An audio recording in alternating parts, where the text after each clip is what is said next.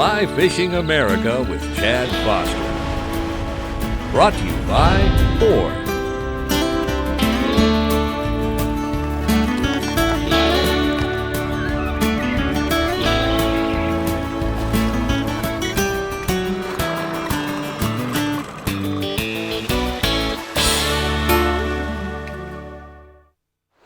The search for fly fishing excellence has taken Chad Foster to the four corners of the country, to most every hallowed piece of water in this, the greatest trout nation in the world. But well beyond the borders of classic trout country, there lies an unlikely haven for those who seek big fish on long rods. Sculpted by rolling hillsides and pastures of verdant green, this magical land is primarily known for an animal that doesn't quite evoke the nobility of trout.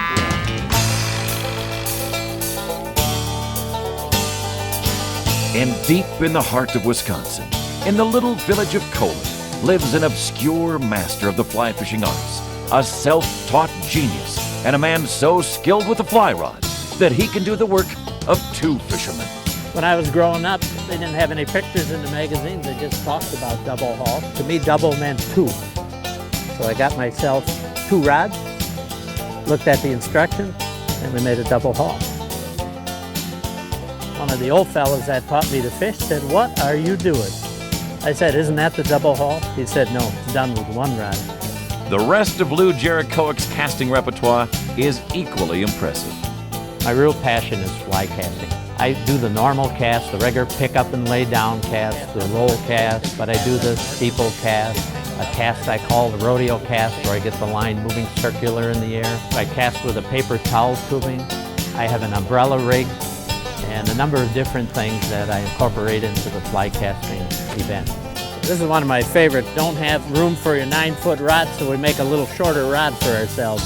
Pick up our line, make our regular cast, use just half the rod, make a nice cast. Years ago, I noticed a lot of people weren't enjoying fly fishing. And when I really watched them, it was that they were having difficulty with casting. And I really tuned into trying to make people better casters. I see so many mistakes that casters make. Having the rod too high when they pick up the cast for a back cast. We want to start with a low rod so we get a nice lift. This is just a big long lever, and the further we can move that lever to the back cast, the better the pickup is, and the better the cast goes. Dropping the rod too quickly on the forward cast. So if we start arcing that rod a little more like that, see how the loop opens up? There's a lot of different things that they do wrong, and I try to incorporate that into our fishing when I'm guiding them, help them with their casting, and it makes them a much better fisherman. When we cast those fish, we want to make sure we don't land those flies right on top of them because they spook right out of there. Oh, really? So that's what we're looking for today, That's what we're looking for to start with. And some coho should be coming up, did you tell me? Coho should be coming up very shortly. I did see a few the other day in the river. And possibly we could find one of those giant brown trout. You have big brown trout here, don't you? The biggest one I ever caught was 39 inches long. In this water? In this water. This skinny water? This skinny water. Lou and Chad are on a singular mission for this day, to find and subdue the huge salmon and brown trout that bulldoze up the Sheboygan River from Lake Michigan every fall. I know you want to fish them from upstream. Yes. When we're fishing for these fish, we look for the bright, light-colored fish. And then we get slightly upstream from them and make an across-stream cast with an upstream men usually and let the fly swing in front of the fish. It's just about like Atlantic salmon fishing, same type of method. Eat it.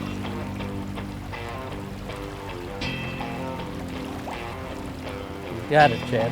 He's got it. He's got it. Look at that, man. Holy moly, look at the size of that fish. It's a fairly big fish, I'd say. Do you know he's hooked yet, you think? I don't think so. God! He's like a log. I think we want to walk towards the bank, get to the side of him more and get some side pressure on him.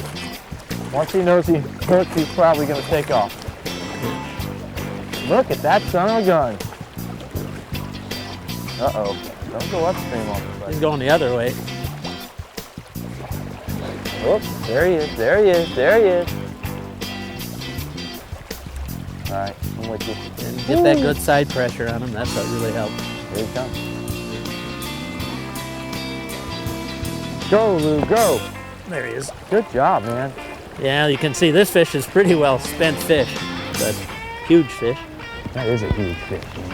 Took that woolly Took that bugger. woolly bugger, didn't it? Yes, it did. A lot to hang on to, isn't it? All right, so look at the teeth in that. Yeah, watch those teeth. You forgot to mention the teeth to me.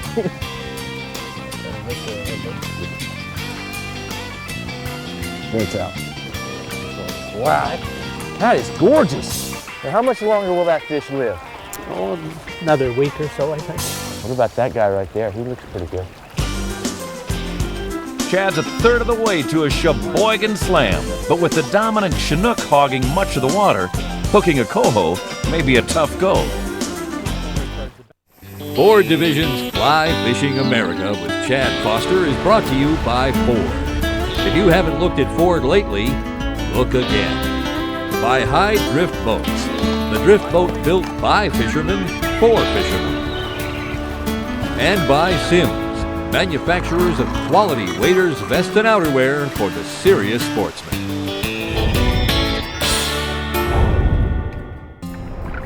In the late 1950s, a small ocean fish known as alewives entered the Great Lakes through the St. Lawrence Seaway.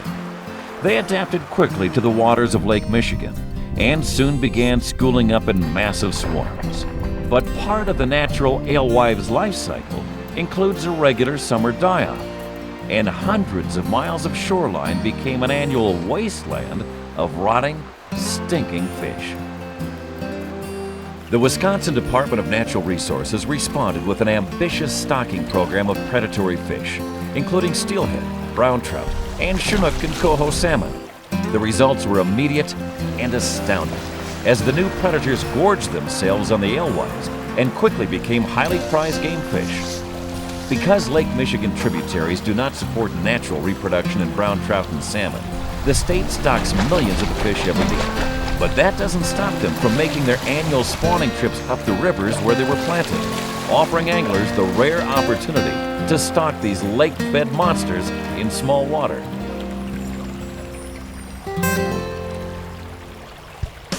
He's got it. Coho took it. He's got it. Way to go, Chad. You called it right. Don't underestimate this Cajun boy. Just had to be in the right spot. Just right in between those other four Chinook, that's all. You know what that is? That is what you call luck. That is luck. That's a pretty fish there. Look at that. Oh, God. No. Little side pressure. There you go. Not there, buddy. Not in that tree. No, that wouldn't be good for us. I worked too hard to find you. There he goes. I don't know if that was 7X I tied on or Oh, thanks. 4X. Thanks, buddy. You're my new best friend. Look at him, he's running. Gosh. Don't let him get any slack. Let's walk up this way and maybe convince him to come up in the shallower water. Yeah. God, what a fight! I don't know if you saw it, but he actually lifted up and grabbed that fly. He did. He came right up to the surface. Because I was pulling over that other Chinook. Sometimes what I'll do is take a streamer and just drag it across the surface and he'll come up and hit really? him. There he goes again. Acrobatic. You walk back this way, Chad, we can get him up in here, I think. Here? Yeah. Oh, you want me to back up? Yeah. Put the rod the other side. There you go. Took the bugger. Yep, he did. A little slippery? He's slippery. I think so. Would you mind taking a photo for me? No, we'll take a photo right. for you. These gloves, I should be good shape, okay? Yeah, I've got it. I got them. I'd love to just be right here. Oh, I gotta get a photo of this. They aren't gonna This way, believe you this. wanted it, right? Ah, I still have him. Ow! Now I know where the other fly is. If you see that blood there, that's mine. Don't think it's the fish. Great. Wow! Pretty nice. Coho. That is a wow there. Mark, you got him? I got it. Okay. Woo! That's Nice awesome. Woo! All right, man. So long. 2 down and 1 to go for the slam. But the last is the toughest. Can Chad win a battle of wits with a big Sheboygan Brown? The mammoth brown trout and salmon running up Lake Michigan tributaries like the Sheboygan River are a relatively new phenomenon. But the history of Kohler, Wisconsin runs much deeper. Back in 1873, John Michael Kohler came to this area. It was actually in Sheboygan, which is about 6 miles from here. And as the company grew, he realized he was going to need more space. So he came out here to what was then called Riverside and bought a large piece of property and moved his company here. And the company started growing then, and he renamed the village at that time Kohler. He was not only interested in growing his company, but in growing the community around it. So he went to Europe, he visited a lot of planned garden communities, and came back to the area and said, if we're going to build a village here, we're going to make it a wonderful place for people to live. So he incorporated the company, the space for the company to grow, along with the village, and a place for the people to live that were going to work at the company. The Kohler plan included a wide green belt around the village, a bit of foresight that has allowed the development of 2 world-class golf courses, as well as the elbow room to pursue big browns in the Sheboygan. Lou is an unflappable cheesehead, and he doesn't impress easily, especially when it comes to brown trout. But Chad was determined to drag a superlative out of his guide and mentor. There's the brown right there. Got him spotted? Yep, right there. My fly is on top of him right now.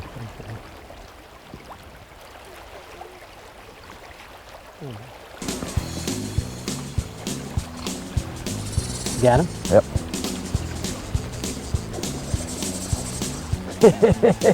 There you go. We gotta go get him, don't we? We have to walk. God, you see him creep up? He tried to sneak right by us. Ho! Froggy type water over that way.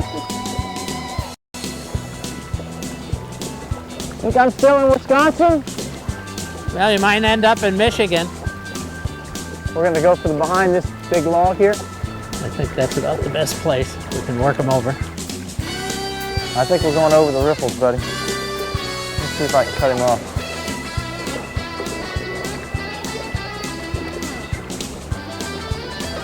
There's just no shallow to pull him up on. After all that,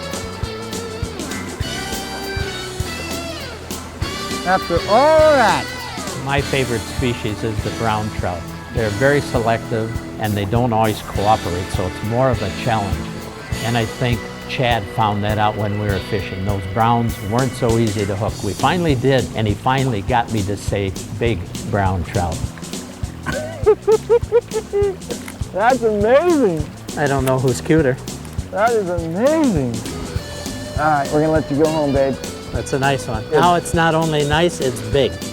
It's big. That was one of those big ones you were looking for.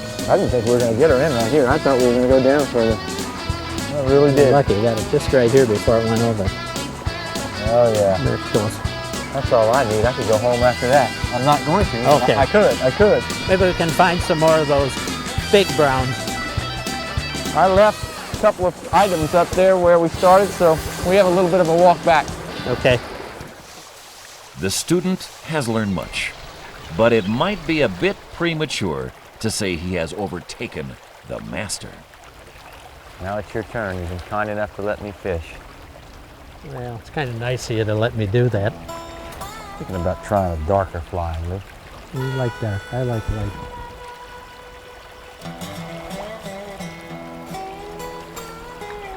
He's got it. Got it? He's got it. That's the big one too. That's the big one. I think he's got the egg fly too. Oh, had the egg fly. Oh, Lou. Put it right back in there. There's another one in And there. while you do that, I'm going to switch to a darker Dark fly. Just to see what they might do with the darker fly. I was tying on now. Don't be interrupting my tie on again, okay? I hope you can do it quickly. Lou, Yeah, I told you not to hook up right when I got I my know. fly in. he isn't caught yet. He is a monster. He's big. I'm going to put my rod down so I can be of some help. You put that darker fly on, I hope. Yeah, I did, because I knew that would probably help you catch a fish. If I put a darker fly on. Chad's Sheboygan Slam is in the books, but Lou's hooked into a Chinook that may top them all. Ford Division's Fly Fishing America with Chad Foster is brought to you by Ford. If you haven't looked at Ford lately, look again. By High Drift Boats, the drift boat built by fishermen for fishermen. And by Sims, manufacturers of quality waders, vests, and outerwear for the serious sportsman.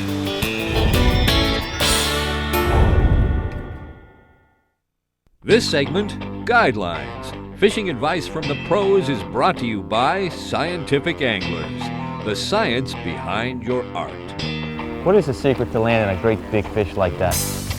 Well, a big fish like this, we want to get them into a little slower moving water, where we got a little better chance to get up behind it, because right where the tail is, they have two large bones that come out that extend that tail, and you can reach right up in front of that and squeeze down there and lift that fish right out, and that tail won't slip out of your hand.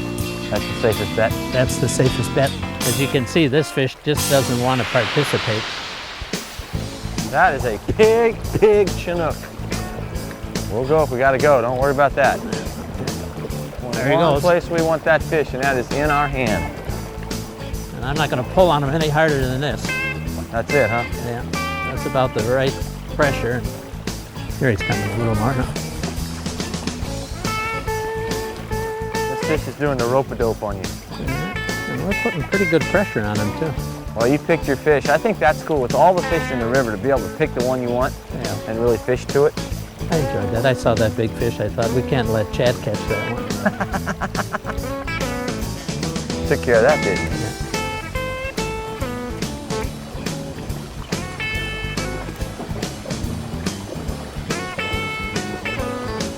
I think if you want to get up there, Chad, you might be able to get behind him and actually lift him up. Right there? Maybe. All right, I'm only going because you told me to. Okay. And hang on. I You might understand. break your arm otherwise. Hang on real tight. We got ourselves a fish, buddy. We got ourselves a fish. That ain't no one-hander. No, You it tell me isn't. to grab him with one hand and hang on. What are you, crazy? Huh? Want I to see got how it. strong you are. I got the fish now. I got. Why don't you get the hook out and then grab his head? Yeah, if he wants it. He can have it. Yeah, it's his. Just get his head and I got his tail. Look at that sucker. Okay. Goodness gracious, Lou. It's a nice fish. Tell me, come on. What do you think? Well, he looks about The size of that thing, man. 35, 36 inches. Probably pretty hefty. Yeah? I'd say probably, maybe 20 pounds. That's a great big fish. You were perfect on that. I'm glad I got to watch you do that, because there's an art to landing a great big fish like Well, I that. think what happens a lot of times, people rush him. Yeah. Pull too hard, want to get him in real quick. You just got to let him play out a little bit. And then you have an opportunity to land a guy like this. I got him. Holy freaking moly. Look at that. He doesn't have to kiss me, though. No, he doesn't. No, does he? No. It's been in here a little while. You can see, look at the mark here. That's from another fish here? Another fish biting him. Yeah. And all these scratches. Yeah, And that eventually will become a fungus. right? And that may be the end of that fish. That's right.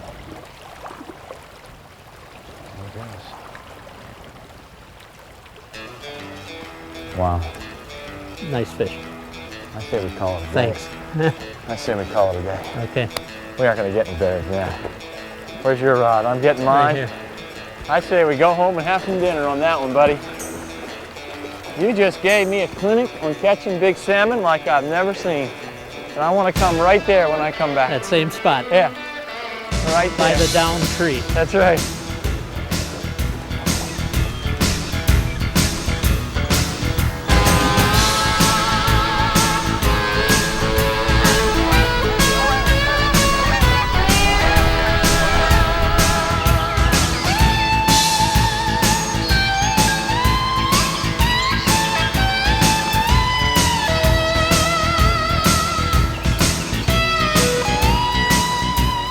This has been a presentation of ESPN, the worldwide leader in sports. Become a better angler. Log on to ESPNOutdoors.com.